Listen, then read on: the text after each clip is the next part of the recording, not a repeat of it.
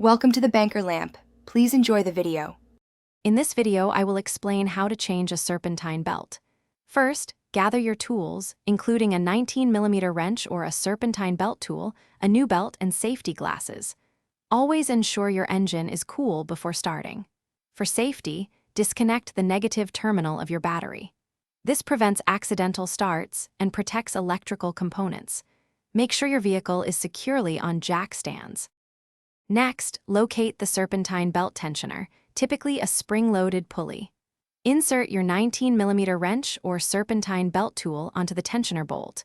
Rotate the tensioner clockwise to relieve the belt's tension. While holding the tensioner, carefully slip the old belt off the pulleys. Take note of the belt's routing before fully removing it, perhaps by taking a quick photo. Now, it's time to install your new serpentine belt. Carefully route the new belt around all the pulleys, following the diagram you noted earlier. Ensure it sits correctly in all the grooves. Leave the tensioner pulley for last. Once the belt is mostly in place, use your wrench to rotate the tensioner again, creating enough slack to slide the new belt onto the final pulley.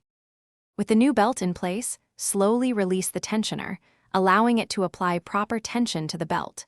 Double-check that the belt is perfectly seated in all the pulley grooves. Reconnect your negative battery terminal. Start the engine and listen for any unusual noises. Visually inspect the belt's movement to ensure it runs smoothly and correctly. You've successfully replaced your serpentine belt.